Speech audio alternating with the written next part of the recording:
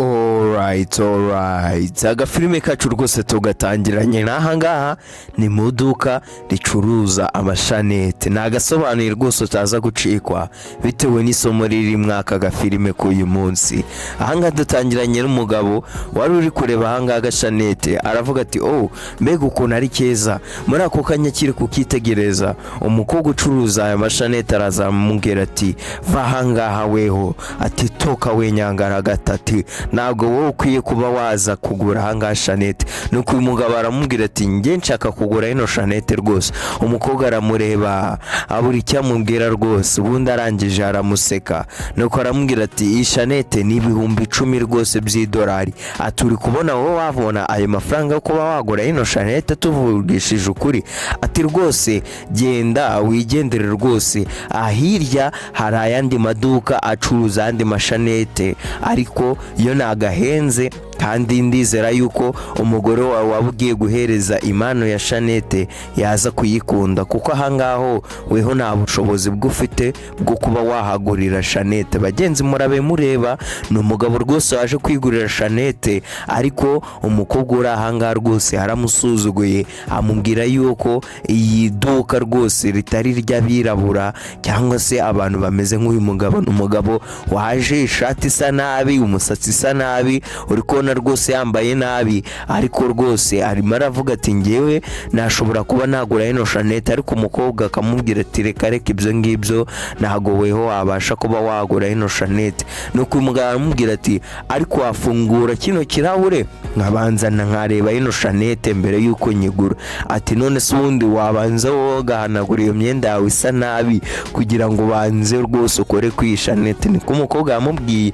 Umugabo rwose araseka mbega biramutangaza, abura icyo akora. Nuko ahita avuga ati noneho ubu ngubu ndavuze ngo hamagara manager wawe, ati now cyangwa se ubu ngubu, ati hamagara manager wawe aze abinyibwirira. Nuko uyu mukobwa aravuga ati twihanganire rwose banyakuba, ati ahangaha habayemo kutumva neza, ati ntago wanyumvishije neza icyo ndimo ndasobanura. Umugabo rwose abura icyo avuga, abura icyo akora. Nuko uyu mukobwa aramubwira ati ariga rino duka ni iry'abantu rwose bafite amafaranga, ntago ari iry'abantu bameze nk'amwe rwose badafite amafaranga, wakwigira ahandi hantu. Nuko uyu mugabo arareba rwose abura icyo akora, aravuga ati nta kundi. Nuko hahita haza uwundi mugabo ahangaha ahita avuga ati nayikunze ino shanete, ati ndibuze kuyitwara. Ati hoya, ati iyi shanete ni iyanjye, ariko ati iyi shanete ni iyanjye. Niko umugabo w'umwirabura yavuze nyuma yuko uno mugabo w'umuzungu uri ahangaha yaje ari kuvuga ati iyi shanete rwose ni iyanjye nayiguze. Nuko uno mukobwa aravuga ati hoya, ati uyu nguyu niyo turi buze kuyihereza. Nuko uno mukobwa yahise abwira uno mugabo w'umwirabura. Nuko uno mugabo w'umuzungu ahita avuga ati I have money, ati ngewe mfite amafaranga. Nuko uno mugabo w'umwirabura ahita amubwira ati ariko umugabo ufite amafaranga, ngewe wageze hano mbere, ati rero ntabwo wagura ikintu nanjye nakunze kandi ari ngewe wageze hano mbere. Nuko uno mugabo w'umuzungu aramubwira ati oya, wowe uri broke, wowe nta mafaranga ufite, ntabwo wabasha kuba wagura ino shanete. Nuko uno mugabo aravuga ati ngewe ino shanete noneho ngiye kuba nayigura, ati muwe muretse igihe gitoya cyangwa se isegonda rimwe gusa mbereke, ubundi mbemeza uburyo ki ngiye kuba nagura ino shanete. Umugabo yirebye mu mifuka aravuga ati ati ndi kubona rwose ndatekereze ko ikofi yanjye nabayisize mu rugo, ati nta kofi yanjye ndimo ndabona. Ati niko umukobwa avuze ati of course, ati cyane rwose, ati cyane rwose pe, ati wayisize. Ati ubundi se ubwo urumva ko ubundi wari uratubwira ngo iki? Ati uko ni ukwihagararaho nyine, urasebye, nta kundi kontu wari uravuga usibye kuvuga ko ikofi yawe wayisize mu rugo. Nuko uyu mugabo w'umwirabura aramubwira ati weho noneho rwose ncungiro shanete, ndibuze kugaruka mu masaha makeya cyane rwose, ndibuze kwihuta, tereka njye mu rugo nzane ikofi yanjye. Ni umugabo rwose uri kubona wambaye nabi, ufite ibyenda, niba yiri watera irangi, barimo kumubwira yuko rwose atabasha kuba yagura iyi shanete kuko ngo irahenze cyane, ni ibihumbi 10 by'idolari, ariko we akavuga yuko afite ubushobozi bwo kuba yayigura kandi amafaranga ayafite, ariko aragiye kuyishyura ahita abura amafaranga, avuga yuko ikofi ye yayisize mu rugo. Niko kumubwira ati ubundi wowe no kwihagararaho, ati genda rwose. Arababwira ati none umunegereze igihe gito ngende buze kugaruka. Nuko n'umugabo rwose yasigaye ahangaha, ni umugabo w'umuzungu uri kubona ko rwose ni umugabo w'umupatro wihagazeho ufite amafaranga ye. Uyu mukobwa rwose aramubonye ahita atangira gukuramo shanete hano, azikuramo bitewe nuko amubonye, bitewe nuko rwose ariko ari umuntu w'umupatro, atangira kumwereka ahangaha rwose shanete zigiye zitandukanye. Hari yanze kuzereka wa mugabo w'umwirabura, akamubwira yuko we nta burenganzira bwo afite bwo kuba yazigura, ariko uyu nguyu we yaraje ahita yikuramo muri ako kanya. Nuko uyu mukobwa aravuga ati mbega, ati rwose iyo shanete niba wayiguze umugore wawe n'umunyamahirwe kuba ugiye kumuhereza imana imeze gutya. Nuko uyu mugabo aramubwira ati hoya, ati ninde wakubwiye ko mfite umugore? Ati nta mugore mfite njye, ntabwo rwose nari nashyingirwa, ariko ndimo ndabona nawe ugaragara neza, aka gashanete kakubera. Nuko uyu mugabo ahita atangira rwose gupima uyu mukobwa bataziranye, ni umukobwa ukora mu duka, ntabwo twamenye izina rye, ariko aramubwira ati shanete rwose ndimo kubona yakubera, ati kano kakubera. Nuko umukobwa rwose nawe atangira kwishima cyane, nawe abakobwa urabaza, ati mbega, ati urakoze rwose nyakuba, ngo thank you sir. Niko umukobwa yavuze. Nuko umugabo aramubwira ati noneho ngambwira, ati nimugoroba ufitiye gahunda? Ati hari ahantu rwose uri buze kujya nimugoroba? Nuko n'umukobwa akimara kuvuga ati nuko umugabo aramubwira ati oya cicika, ahubwo mbikuvugire, ati wareka tukaza kuba twasangira ifunguro rya nimugoroba, njyewe nawe ahantu hamwe rwose turi kwinezeza ndetse tunaganira birushijeho kugira ngo tubashe kuba twamenyana. Muri ako kanya umugabo telefone yahise imuhamagara, ati uretse gatoya, ati ni telefone ya business rwose impamagaye mbashe kuba navugana n'uyu muntu. Nuko umugabo rwose atangira kujya kuri telefone ari kuvugana n'uyu muntu, ati rwose ni business call, ati nabo ukazi bamamagaye. Umugabo bamuhaye shanete, avuga yuko rwose nta mugore afite, hagatangira kuba yapima uyu umukobwa amubwira yuko rwose shanete nawe yamukwira, kandi ko banaza kuba bahura aramutse abishatse bagasangira ifunguro rya nimugoroba, ubundi bakamenyana birushijeho. Nuko umugabo yahise amubwira ati rwose, ati kankirire mu kabox iyo shanete, ubundi ngenge mbashe kuba nayigura. Nuko umugabo yaje abwiraho n'umukobwa ati mfite amafaranga hano mu modoka, ati weho ngwino tugende nyakwishyurire rwose ubundi wigarukira, ati amafaranga yanjye ari hano hanze mu modoka, ati ngwino nyakwishyure. Nuko umukobwa aramubwira ati okay, ati rwose nta kibazo, ati reka nze nyikuzanire. Nuko umukobwa yamubwiye rwose ati amafaranga niba ari mu modoka reka nze nkakuzanire kano gashanete. Umugabo yakomeje kuba yavugira hano kuri telefone, ariko agenda areba n'uyu mukobwa, n'umukobwa ariko agenda rwose amwitegereza. Umukobwa ahangaha afata rwose box cyangwa se ya shanete, aravuga ati okay, ati none reka nze nyijyana. Atangira kuba yakwireba mu kirahure, abonye umugabo w'umukire rwose asa nkaho yamukunze, atangira kuba rwose yakwireba mu kirahure areba uburyo ki yakwigira neza, nawe nyine abakobwa urabazi. Umugabo yaje ahangaha yicara mu modoka ategereza wa mukobwa yuko amuzanira ahangaha ya shanete rwose. Nuko umukobwa ahita aza ataravuga ati ati rwose ndikubona udatinze, ati yego rwose ntago nahenda gutindira. Umukobwa yaje rwose yakubisemo n'agakoti bitandukanye nuko ari yambaye hano mu nzu. Nuko umugabo aramubwira ati byiza cyane rwose, ati byari byiza guhahira mu duka ryanyu. Nuko umugabo asa nk'ukurura hano akabox, umukobwa arakamwima. Nuko n'umugabo aramubwira ati ndibuze kuguhamagara nimugoroba, ubundi tuze kuba twasangira ibya nimugoroba. Ati sibyo si wabyemeye. Umugabo arakurura, ariko umukobwa yanga kukamuhereza. Ati none se uri buze kumpamagara gute kandi nta na nimero zanjye ufite? Nuko umukobwa yamubwiye ati nta nimero yanjye ufite, rero uri kumva nta kuntu uri buze kumpamagara. Nuko umugabo rwose aramubwira ati ati uzi ko ari byo koko, ati burya nta nimero yawe mfite, ati noneho injira mu nzu unzanira agapapuro nkwandikireho nimero zanjye ndibuze kuguhamagara. Ndetse uyu mugabo yamubwiye ariko uri kubona barimo basa nkaho barwanira kano box karimo Shanete. Umukobwa yanze kukarekura n'umugabo ari kugakurura nuko umugabo aramubwira ati ngazana rero Shanete. Nuko umukobwa aramubwira ati buretse ati none se kuri kumbwira ngo nzane Shanete, ati amafaranga ari he, ati amafaranga yo bimeze gute? Nuko umugabo aramubwira ati amafaranga ari hano weho kuruzana zana coca box, amafaranga rwose arahanga, ati ntugire ubwoba. Niko umugabo amubwira ati ndibuze kukwishyura. Umugabo niko amubwiye ati zana hanga kano gashanete, ati come on, ati kazane rwose hanga. Ariko uri kubona umukobwa yanze kugakurura. Umukobwa aramubwira ati amafaranga niyo ya mbere wa mugabo, banza umereza amafaranga mbone kuguhereza ino Shanete. Barakarwanira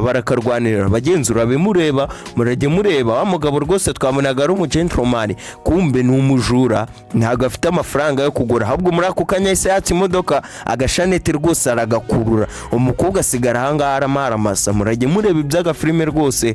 Umukobwa ahangaha yahise asigara mbega abuze icyo akora, abura hepfo na ruguru, atangira guterera rwose ubucupanga mu muhanda. Umugabo yari azi ko afite amafaranga, kumbe ni ikijura rwose cyari kiyizi ahangaha kwiba.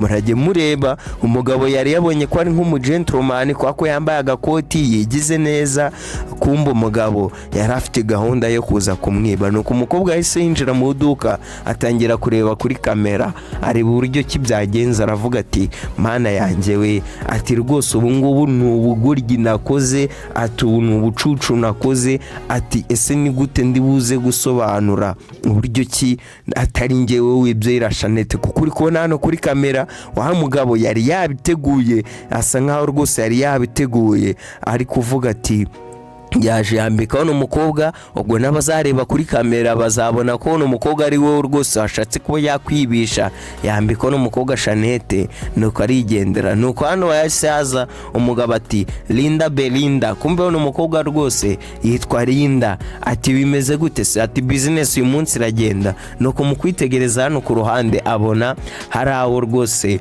havuye Shanete. Nuko uyu mugabo ahita avuga ati ati ngo mbega byiza, ati wow, ati rwose ndi kubona uyu munsi ibintu byagenze neza, ati ndi no kubona rwose wanagurishije, ndi kubona hari icyavuye mu duka, ati ati rwose ni byiza, ati uyu munsi wakoze neza. Kumbe boss ntagazi ko rwose Shanete ari kuvuga ko bagurishije, ahubwo bayibye. Nuko uyu mukobwa aramubwira ati nyakubahwa, ati mfite kukubwira, ati hari ibintu byo nshaka kukubwira rwose, nshaka ko tuganira. Ati Shanete ntago yagurishijwe, ati ariko nagusobanurira buri kimwe, nakubwira uburyo ki byagenze. Nuko umukobwa yabwiye boss hano, boss rwose atangira kuba yarakara, aravuga ati Shanete ngo ntago yagurishijwe, ati ngo yibwe, ati yibwe mu buhe buryo se? Nuko umukobwa yaje yiciza hanga boss amubwira rwose ukuntu byagenze, amubwira story zose, ambwira uburyo ki yari umugabo ngo yabonaga ari umugentle rwose, ari umugabo w'icyubahiro,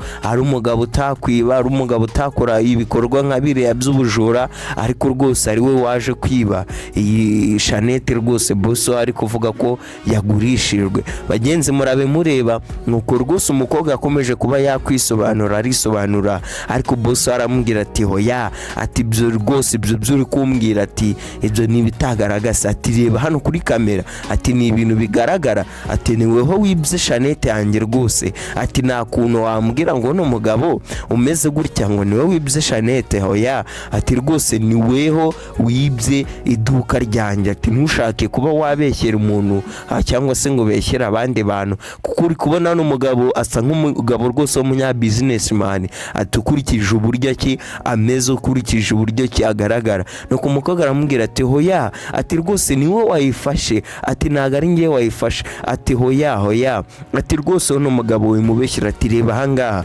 ati ni umugabo w'umugentleman rwose, ni umunya business, ati reba uburyo ki yambaye, reba uburyo ki ari kwitwara, uburyo ki yari ari kuvuga, ati uri kubona hano umugabo ntago ari umuntu waza kwiba rwose Shanete.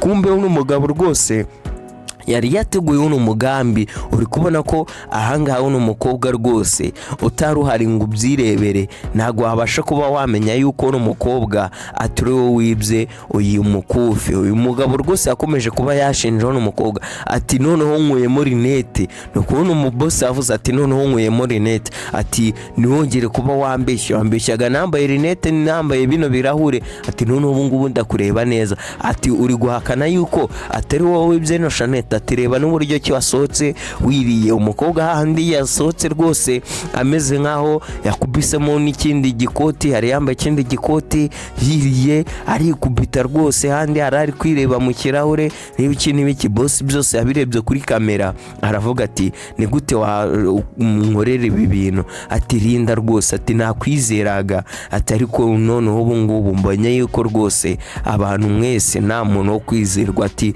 uramemukiye cyane ndetse urananengushye, ati nari umuntu nari nizeye nkasigira iduka ryanjye, ati none ndi kubona ari wewe utangiye kuba wanyiba, ati rero igisigaye ni ukuba wagarura yira Shanette mu maguru mashya ukaba wayigarura, kuko ni wewe wayibye, ukabwira uriya mugabo rwose uri kuvuga ngo wayijyanye niba mukorana ukamubwira yuko agomba kuba yayigarura. Nuko uyu mukobwa aramubwira ati ese ubwo ni gute ndibuze kuyigarura, ati rwose nta buryo buhari bwo kuza kuyigarura, ati ntago ari ngewe wayibye, ati ahubwo ni uriya mugabo wayibye, ati hari ikintu utari kumva rwose, ati hari ikintu utari kumva. Nuko n'umubosi aramubwira ati okay, ati niba utabasha kuyigarura, ati noneho ngiye nsigaranye ayandi mahirwe, ati ati amahirwe asigaye ni uguhamagara polisi, ati nta kindi kintu cyo nakora usibye kuba nahamagara polisi. Nuko umukobwa aramusaba imbabazi ati boss please, ati rwose ntago ari ngewe.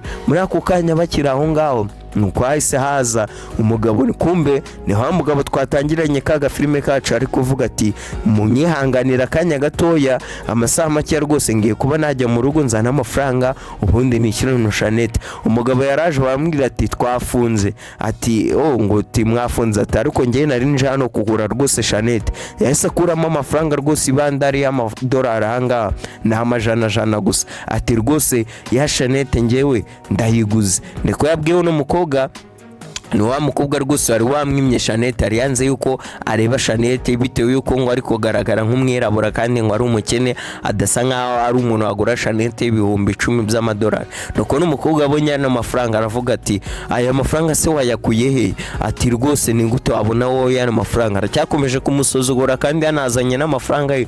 Nuko n'umubosi aramubwira ati umukobwa rwose n'umwumve, ati umukobwa urahanga, ati n'umujura, ati uyu munsi yanyibye rwose Shanette.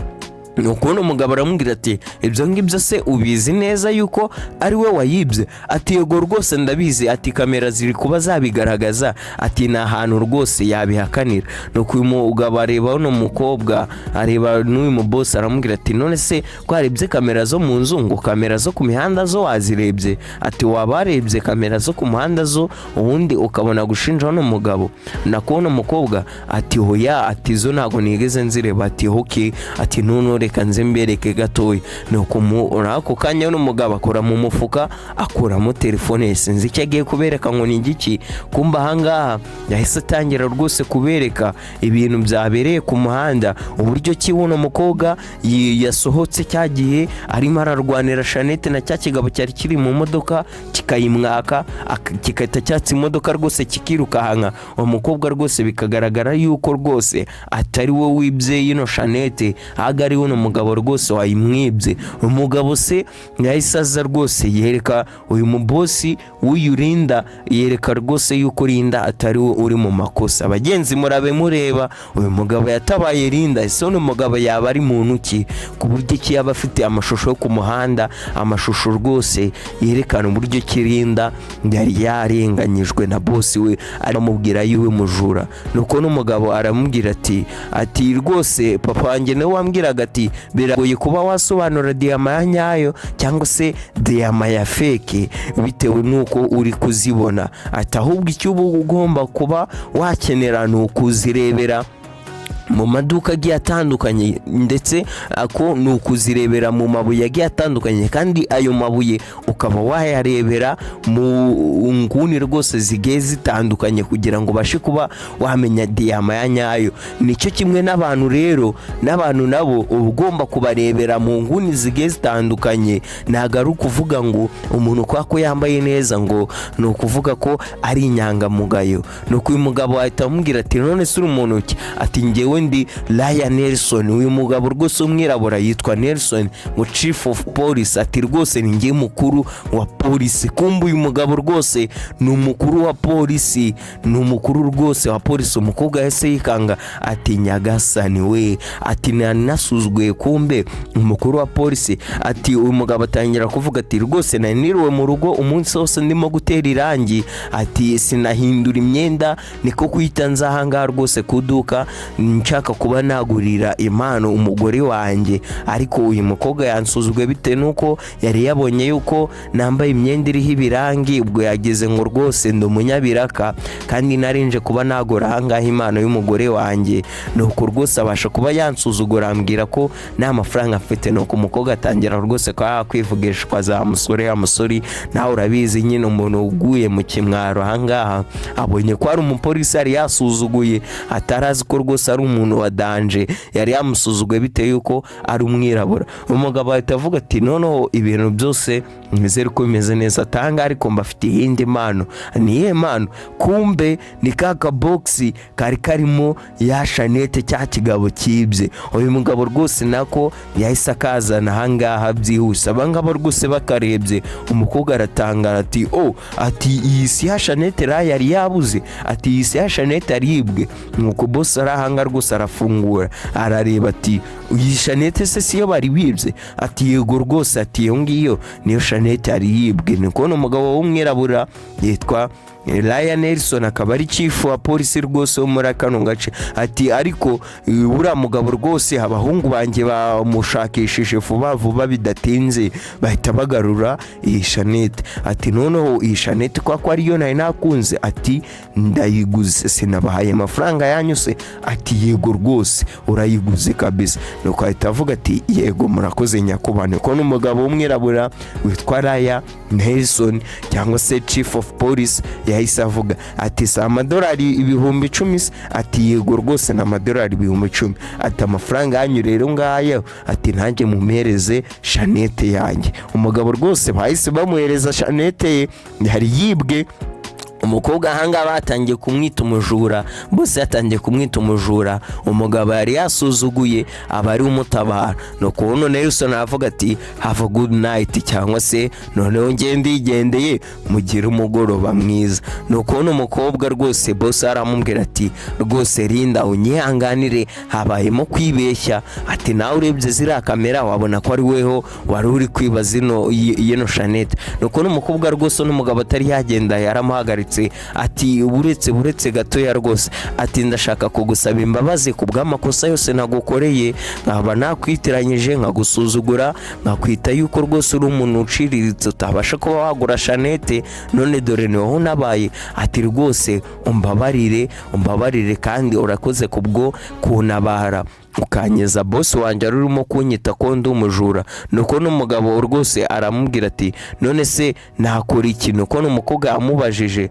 ati nakora iki rwose kugira ngo mbashe kuba nagushimira. Nuko n'umugabo aramubwira ati nta kintu gihari wankorera, ahubwo ikintu gihari ukwiye kuzajya urakorera abantu bose. Ati ujye urabareba mu nguni zigiye zitandukanye, nkuko utamenya zahabu ya nyayo utabanje kuba wayireba mu nguni izigiye zitandukanye n'abantu. Ntukazajya urabasuzugura bitewe nuko ubabonye cyangwa se n'ukuntu bambaye n'uburyo kibameze, haba umwirabura cyangwa umuzungu ujya urabafata kimwe. Nyeka ko agafilime kacu ariko kagenze, ukande subscribe tujye tubana mu tundi dufilime. Turabakunda cyane. Bye bye.